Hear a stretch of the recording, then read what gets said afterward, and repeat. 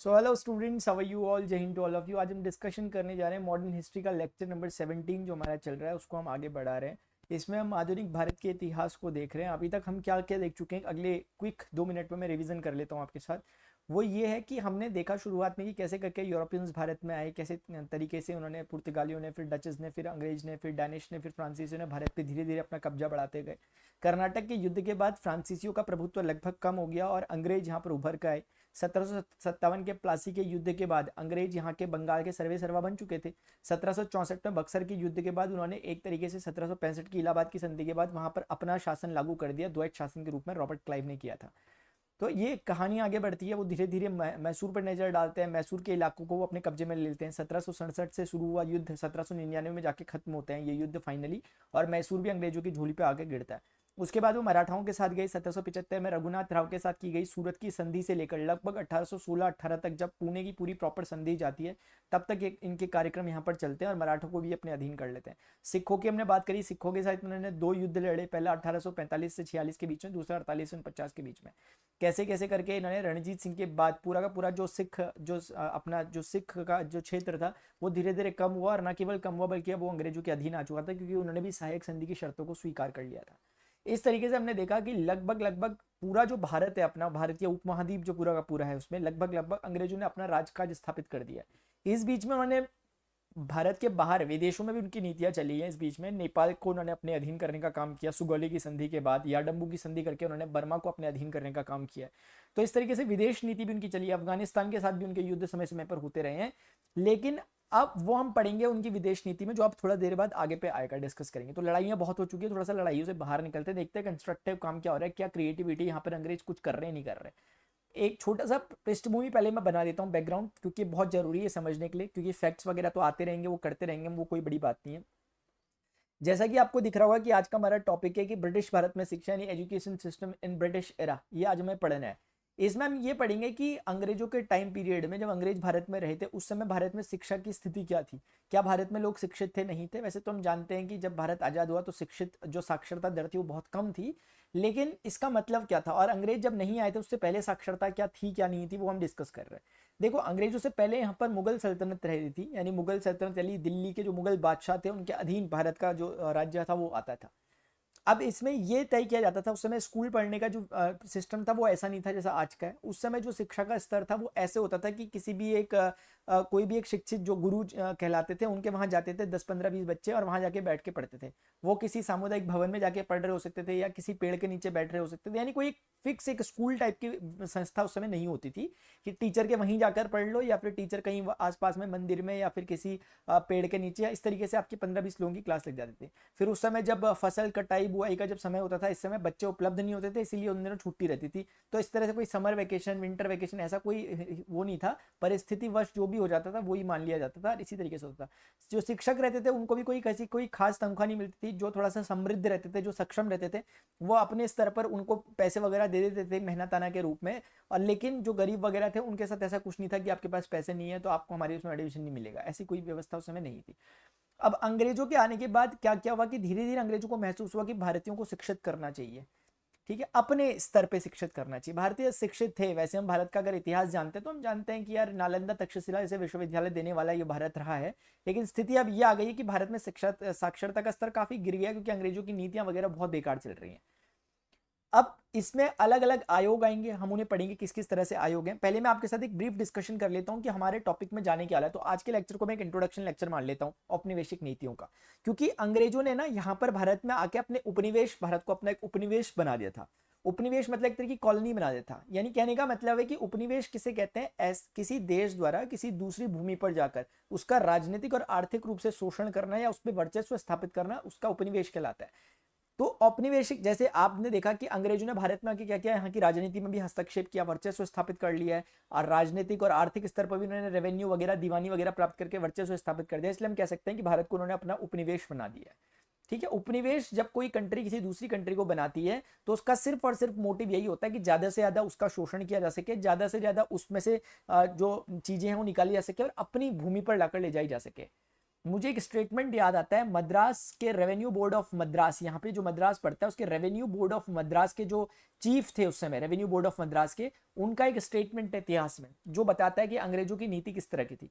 ये कहते हैं कि हम भारत की गंगा नदी से, हमारी जो व्यवस्था यानी कि अंग्रेजी व्यवस्था उस स्पंज की तरह जो कि गंगा नदी घाटी से जरूरी सामान को सोख लेती है और थेम्स नदी यानी टेम्स नदी पर जाकर उसे निचोड़ देती है।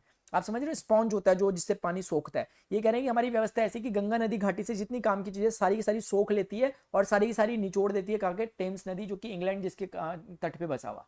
तो उसका कहने का मतलब समझो कि यहाँ से जितनी गंगा नदी घाटी के आसपास कितनी समृद्ध समृद्ध जगहें थी, अवध है, बंगाल है, दिल्ली वगैरह ऐसे आसपास की जो गंगा यमुना के क्षेत्र में पड़ती है, वहां से जरूरी काम की चीजें ले जा रहे हैं, जितना संसाधन ले जाते हैं। यहीं से मैं आपको फैक्ट के तौर पे बताना चाहूंगा कि 1860 से लेके 1900 के बीच में करीब करीब 40 करोड़ रुपए प्रति वर्ष भारत से निष्कासन होता था। 40 करोड़ रुपए प्रति वर्ष भारत से जाता था। आप सोच सकते हो कि अब क्या हो रहा होगा, और ये भी सोच सकते हो कि भारत सच में सोने की चिड़िया रहा होगा, क्योंकि 40 करोड़ प्रति वर्ष के हिसाब से पैसा जा रहा है। इस चीज को बाद में मैं अभी बोल दे रहा हूं आपके साथ, बाद में हम डिस्कस करेंगे।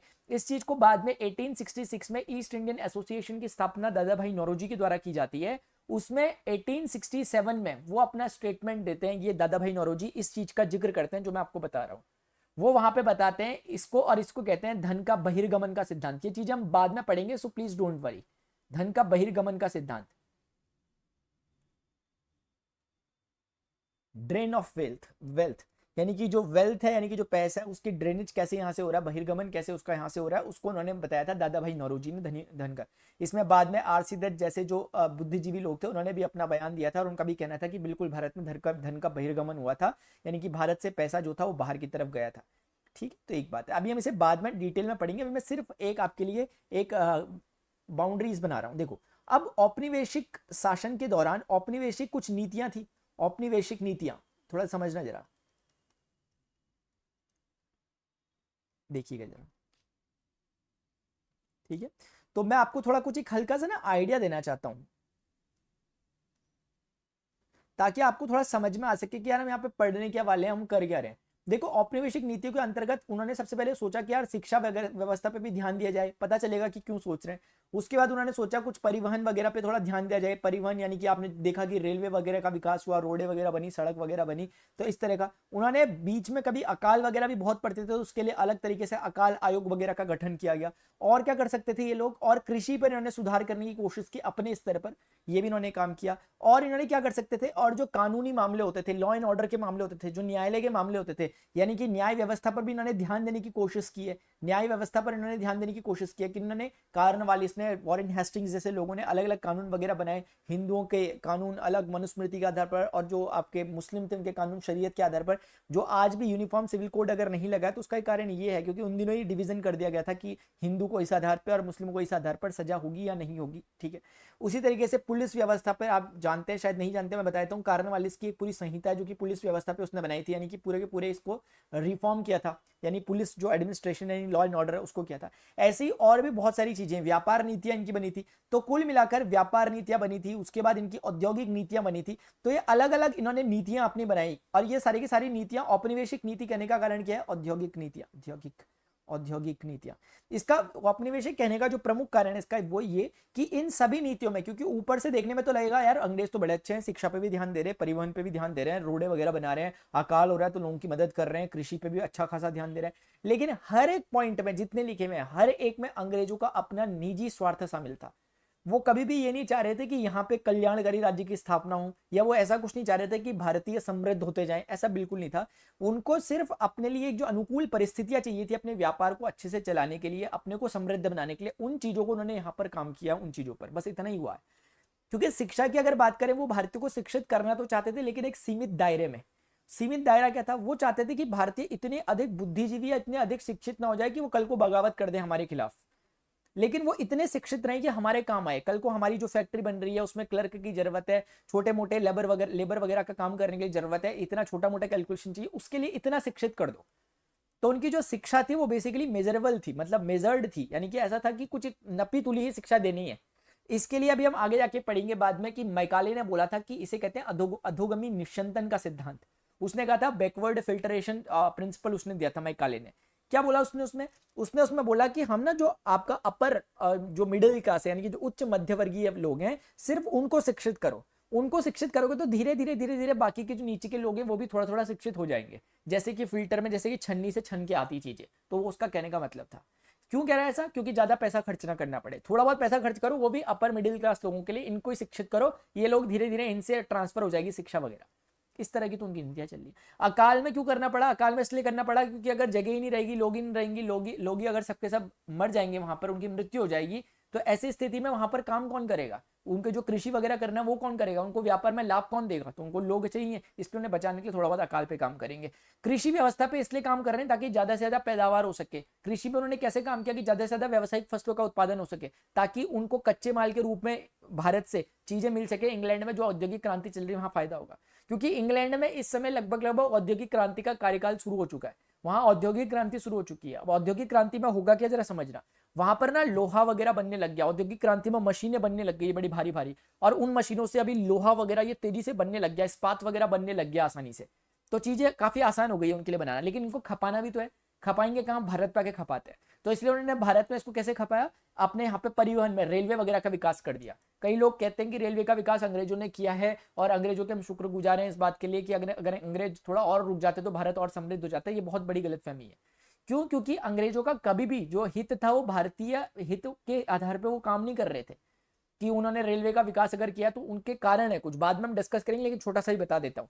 क्योंकि उन्हें व्यापार करने हैं दूरस्थ इलाकों में, रिमोट एरियाज में अपने प्रोडक्ट को अगर पहुंचाना है तो उसके लिए उन्हें रेलवे चाहिए, एक काम। दूसरा काम, कल को कोई दंगा फसाद हो गया, कल को कोई विद्रोह हो गया कहीं पे, कोई गांव वाले इलाके में, कोई ऐसा इलाका जो रिमोट एरिया है जहां पे जाया नहीं जा सकता, तो वहां पे अगर रेलवे की व्यवस्था है तो रेलवे में भर भर के सैनिक भेजे जा सकते हैं। क्योंकि अगर गाड़ी वगैरह स्कूटर में जाओगे तो कितने लोग चले जाओगे, लेकिन अगर रेलवे में जाएंगे तो पूरी पूरी बटालियन जा सकती है। तो ये उनका है कि विद्रोह को दबाने के लिए, अपने व्यापार को बढ़ाने के लिए, तो ये उनका काम है कि रेलवे को उन्होंने विकास इसलिए किया है। वो अलग बात है कि ना चाहते हुए भी इससे भारतीयों का भी इसमें कुछ, राष्ट्रवादियों को भी इसमें कुछ मदद मिली, वो हम बाद में डिस्कस करेंगे, बाद में डिस्कस करेंगे। रेलवे वाला टॉपिक अलग होगा। मैं एक ओवरव्यू दे रहा हूं आपको, ठीक है? तो आपको समझ में आ रहा होगा कि किस तरीके से हुआ। पुलिस व्यवस्था पे, पुलिस प्रशासन को सही करने के लिए, लॉ एंड ऑर्डर को सही करने के लिए कार्नवालिस ने भी कुछ काम किए थे, वो हम डिस्कस करेंगे बाद में। इसी तरीके से वॉरेन हेस्टिंग्स और कार्नवालिस ने न्याय व्यवस्था पे भी काम किया। न्यायालय की स्थापना, जो मुगल काल से चले आ रहे थे न्यायालय निजामत के लिए अलग, और इस तरह से दीवानी न्यायालय अलग, उनको हिसाब किताब करा, सदर न्यायालय, और बाकी चीजें हम बाद में डिस्कस करेंगे। तो ये आपको एक ओवरव्यू समझ में आया होगा। इसी औपनिवेशिक नीति के अंतर्गत आज हम पढ़ने जा रहे हैं शिक्षा के बारे में, ठीक है? और ये ऐसा नहीं आज ही खत्म हो जाएगा, आगे धीरे धीरे चलेगा 2-3 लेक्चर में। तो शिक्षा के बारे में हम डिस्कस करते हैं क्या क्या हुआ। तो आप प्लीज थोड़ा ध्यान से सुनना, जैसे जैसे मैं बता रहा हूं उसी सीक्वेंस में याद करो। सारी बुक्स का निचोड़ है जो मैं बता रहा हूं। आप पहली बार भी नाम सुन रहे हो तो ये मान के चलना कि बहुत इंपॉर्टेंट बातें जो मैं बोल रहा हूं, एक भी बात इसमें ऐसी नहीं है जो गैर जरूरी है। अब ध्यान से देखते हैं।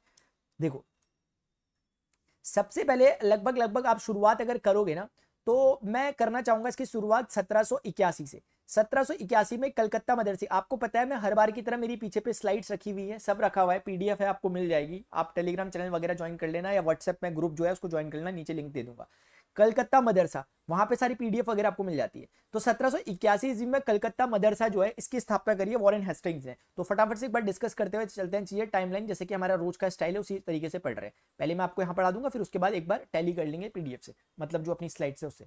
तो वॉरेन हेस्टिंग्स जो तत्कालीन बंगाल का गवर्नर जनरल है, उसने कलकत्ता में एक कलकत्ता मदरसे की स्थापना करी। इसका मुख्य उद्देश्य क्या है कि यहाँ पे ना, ऐसे कलकत्ता में गांव वाले इलाके हैं, ऐसे इलाके वहां पे कुछ कानून, कुछ मान लिया कोई न्यायालय में कोई केस वगैरह आ रहे हैं, तो उन लोगों को तुम अपने स्तर पे निपटा लो। ये वॉरेन हेस्टिंग्स का मतलब था। इसलिए उसने कलकत्ता मदरसा जो बनाया, यहाँ पर वो जो लोग थे, यानी कि जो भारतीय लोग थे, उनको मतलब वकालत वगैरह सिखाने का काम था। यानी उनको एक तरह से शरीयत के कानून वगैरह में ट्रेन करने का एक काम था, ताकि वो लोग यहाँ के कानून व्यवस्था के अनुसार ही यहाँ के जो न्याय व्यवस्था होगी उसे संभाल लेंगे, ताकि हमें ज्यादा लोगों की जरूरत ना पड़े, थोड़े थोड़े में ये लोग ही निपटा ले अपने आप में। इसलिए कलकत्ता मदरसा बनाया, एक तरह से ट्रेनिंग देने की कोशिश की जा रही थी शरीयत के कानूनों के लिए, यानी कि फारसी में पढ़ाई हो रही थी।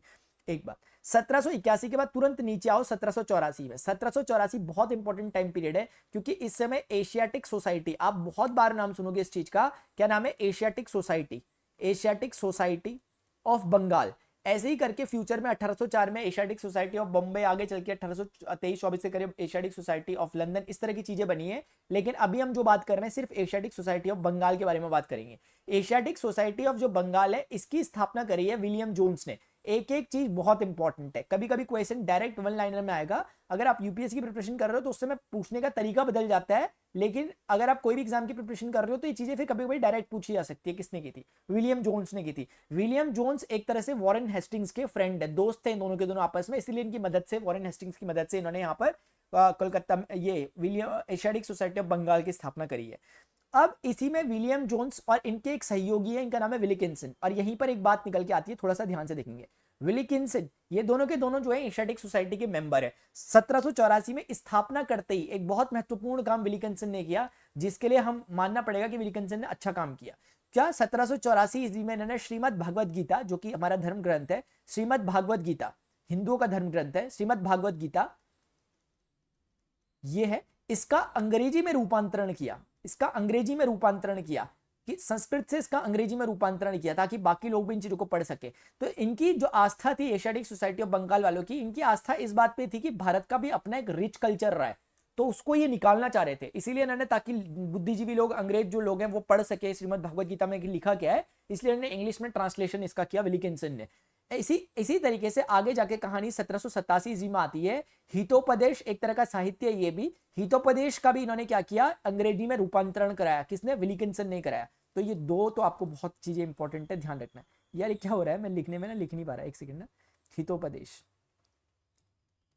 हितोपदेश, हितोपदेश का भी इन्होंने अंग्रेजी में जो है अनुवाद कराया। हितोपदेश का भी इन्होंने अंग्रेजी में किसने कराया? विलिकिंसन ने 1787 में।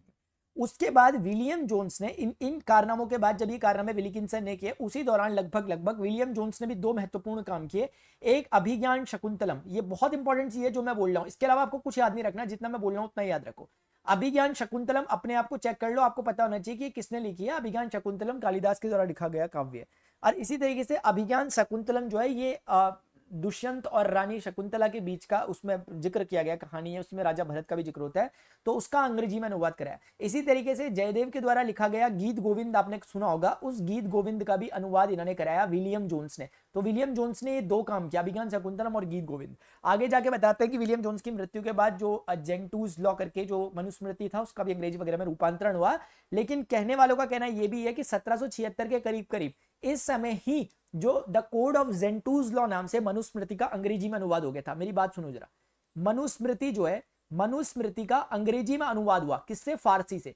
क्यों फारसी से? क्योंकि अंग्रेजों के आने से पहले यहां मुगल काल चल रहा था, और मुगल काल में हिंदुओं को जो सजा वगैरह दी जाती थी या नहीं दी जाती थी, वो मनुस्मृति के आधार पर चेक किया जाता था। यानी मुगल बादशाह भी मनुस्मृति के आधार पर हिंदुओं के जो व्यक्तिगत कानून थे उनके आधार पर सजाएं देते थे।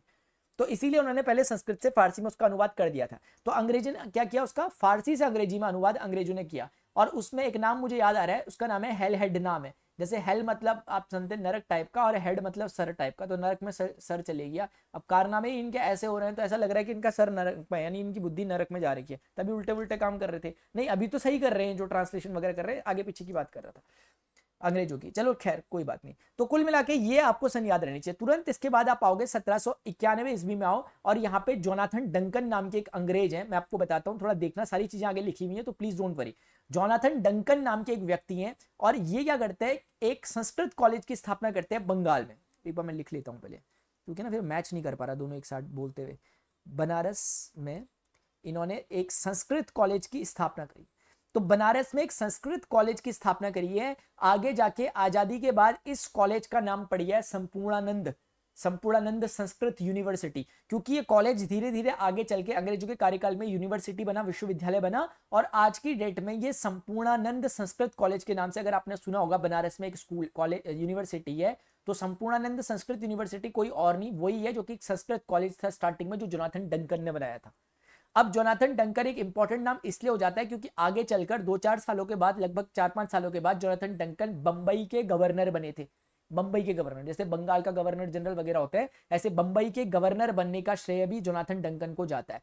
तो इन्होंने मदद ली थी वॉरेन हेस्टिंग्स, कार्नवालिस वगैरह से, कोशिश की थी करने की, और इन्होंने, जोनाथन डंकन ने बनारस में संस्कृत कॉलेज खोल दिया। इसका मुख्य उद्देश्य लगभग उसी तरह का था कि एक तरह से संस्कृत कॉलेज था, तो जो हिंदू मान्यताओं पर आधारित एक तरह का एक कॉलेज था। तो आप समझ सकते हैं कि 1781 के करीब कलकत्ता मदरसा मुस्लिमों के लिए अगर खोला गया, तो 10 साल बाद 1791 ईस्वी में जोनाथन डंकन के द्वारा एक संस्कृत कॉलेज भी खोला गया था। तो ये कुछ बातें जो आपको ध्यान रखनी है। अगर आप एक लास्ट बात याद रख लो तो फिर हम आगे बढ़ते हैं, ये टॉपिक हमारा कवर हो जाएगा। 99, चलो मैं बाद में डिस्कस करूंगा इसे, 1799 वाले को। 1800 में आप जानते हैं कि इस टाइम पे बंगाल का गवर्नर जनरल लॉर्ड वेलेस्ली है, तो वेलेस्ली ने यहाँ पर एक विलियम कॉलेज, यानी कि फोर्ट विलियम कॉलेज, आप जानते हो फोर्ट विलियम कोलकाता को कहते थे, तो वहां पर एक फोर्ट विलियम कॉलेज की स्थापना करी। और इस कॉलेज की स्थापना करने का जो प्रमुख उद्देश्य था वो ये था कि जो सिविल सेवक हैं, यानी कि जो कंपनी के सिविल सेवक हैं, यानी जो कंपनी में लोक प्रशासन वगैरह को देखने वाले जो लोग हैं, उनके लिए ट्रेनिंग हो सके। जैसे आज की डेट में लोग लाल बहादुर शास्त्री अकेडमी में जाते हैं, उस तरह की व्यवस्था उन्होंने की थी। यानी कि उन्होंने कोशिश की थी कि जो सिविल सर्वेंट्स होंगे उन्हें हम यहाँ पर इस कॉलेज में आकर ट्रेनिंग करेंगे। इसका नाम था फोर्ट विलियम कॉलेज। लेकिन बाद में 1-2 साल बाद ही जो कोर्ट ऑफ डायरेक्टर्स होते थे, जो अंग्रेजों की जो कंपनी का नियंत्रण वगैरह करते थे, मुझे कहना चाहिए कि जो बोर्ड ऑफ कंट्रोल था, उसने इस कॉलेज को बंद करवा दिया। ठीक है, उसने बोला कि इसकी जरूरत नहीं है, बंद करवा दिया। तो इस तरीके से एक बेसिक इंट्रोडक्शन मैंने आपको दिया कि किस किस तरीके से थोड़े बहुत काम यहाँ पर शुरू हो रहे हैं। अब हम धीरे धीरे आगे बढ़ेंगे और देखेंगे कैसे कैसे करके अलग अलग आयोग बने, कैसे कैसे करके पाश्चात्यवादी और प्राच्यवादी एंग्लिस्ट और ओरिएंटलिस्ट के बीच में विवाद हुआ, कैसे करके मैकाले मिंट आया, फिर कैसे वुड्स डिस्पैच आया, फिर कैसे करके उसमें एक विश्वविद्यालय अधिनियम आया जिसे हम इंडियन यूनिवर्सिटी एक्ट 1904 कहते हैं। फिर उसके बाद कैसे करके सेडलर आयोग आया, हंटर आयोग बीच में आ चुका है पहले, और इस तरह की हाटोंग समिति आती है, वर्धा कमेटी बनती है। तो ये सब के सब शिक्षा से संबंधित अलग अलग आयोग और कमिटीज बनेंगी। इनको हम अपने आगे के लेक्चर्स में देखते हुए चलेंगे। अभी फिलहाल जो हमने आज पढ़ा एक बार उसको देख लेते हैं, उसमें क्या है, उसके बाद आगे डिस्कशन कर लेंगे। ये ध्यान रखना कि आधुनिक भारत का जो जन्मदाता है, आधुनिक भारत में जो शिक्षा का जन्मदाता, आधुनिक शिक्षा जिस तरह की चीजें आज हम पढ़ रहे हैं, उस तरह का जन्मदाता चार्ल्स ग्रांट है। ये स्कूल व्यवस्था, कॉलेज व्यवस्था, एग्जाम व्यवस्था, इस तरह की चीजें चार्ल्स ग्रांट के द्वारा दी गई हैं, मैकाले के द्वारा नहीं दी गई है, ध्यान रखना। कलकत्ता मदरसा बता चुका हूं, ये मैं बता चुका हूं, श्रीमद् भगवद गीता, विलिकिंसन सब मैं बता चुका हूं। उसके बाद अ कोड ऑफ जेंटूज लॉ मैंने आपको बता दिया। कोड ऑफ जेंटूज लॉ एक तरह से मनुस्मृति का रूपांतरण है, यानी मनुस्मृति का फारसी से अंग्रेजी में रूपांतरण है। 1776 के करीब हेलहेड ने किया, नाम याद होगा। 1789 में विलियम जोन्स के द्वारा अभिज्ञान शाकुंतलम और गीत गोविंद बता चुका हूं। जोनाथन डंकन के प्रयासों से बता चुका हूं। Lord Wellesley fort William college मैंने आपको बता दिया है। उसके बाद यह है जोनाथन डंकन, जो आगे जाके संपूर्णानंद संस्कृत यूनिवर्सिटी जो बनती है उसके संस्थापक है। पहले इन्होंने शुरुआत में संस्कृत कॉलेज बनाया, बाद में संस्कृत कॉलेज 1958 में आजादी के बाद यूनिवर्सिटी बना। मैंने पहले बोल दिया था शायद कि ब्रिटिश भारत में नहीं, ये आजादी के बाद बना कॉलेज और उसके यानी यूनिवर्सिटी, और उसके बाद धीरे धीरे इसका नाम बदल गया। कलकत्ता के वॉरेन हेस्टिंग्स 1781 में इन्होंने, हम जानते हैं कि कलकत्ता मदरसे की स्थापना की थी। अब देखो ईसाई मिशनरी के बारे में एक दो क्वेश्चन थोड़ा ध्यान रखना। ईसाई मिशनरी जो यहाँ पर भारत में आए थे अपने धर्म प्रचार के लिए, उन्होंने कुछ अच्छे काम किए। उन अच्छे कामों में एक महत्वपूर्ण काम है कि उन्होंने महिलाओं की शिक्षा पे ध्यान दिया। क्वेश्चन आपसे उल्टा पूछा जा सकता है कि उन्होंने महिलाओं की शिक्षा पे रोक लगाई इस तरह से, तो आप समझ जाओगे नहीं ऐसा नहीं है। उन्होंने महिलाओं की शिक्षा के क्षेत्र में बहुत महत्वपूर्ण और अभूतपूर्व काम किया ईसाई मिशनरियों ने। दूसरा इन्होंने एक इंपॉर्टेंट काम किया, क्या ऐसा बोला जा सकता है आपको कि इन्होंने ये कोशिश की थी कि शिक्षा बिल्कुल आधुनिक भाषा में, वैसा नहीं।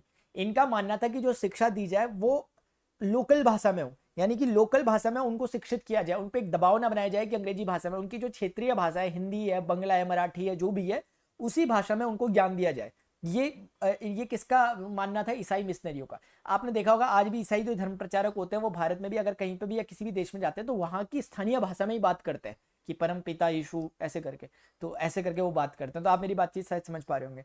ठीक है, ये बात हो गई। दूसरी जो इंपॉर्टेंट बात है वो है 3 लोग बहुत इंपॉर्टेंट है। मैं एक बार मंगल ग्रह पे गया था, हाँ गया था सच में यार, और मंगल ग्रह में मैं आम तोड़ने गया था, तब तक वहां का वार्डन आ गया। बस ये 3 चीजें आपको ध्यान रखनी है। मंगल मतलब मार्स याद रखना है, आम तोड़ने गए थे, आम को कैरी भी बोलते हैं कई जगह, तो कैरी हो गया, कहीं बोलते हो ना, बोलता हूँ, लेकिन जेठालाल में आत्माराम तुकाराम भिड़े, ओ सॉरी, एक में वो सेक्रेटरी आत्माराम तुकाराम भिड़े, ये तो कम से कम वही बोलते हैं, क्या कहते हैं उसे, कैरी बोलते हैं। तो मैं कहना चाह रहा था कि मार्समैन, कैरी और जो ये एक अपने वार्ड है, ये 3 याद आपको नाम रहेंगे। तो ये इंपॉर्टेंट नाम है क्योंकि सीरमपुर त्रई, सीरमपुर एक जगह पड़ती है, यहाँ पर डच लोगों का लगभग बस्ती वगैरह थी। यहाँ पर इन तीनों अंग्रेजों ने जाकर काम करना स्टार्ट किया, इन्हें समाज सेवा का काम किया, लोगों को शिक्षित करने का काम किया, अपनी बस्ती बसाई।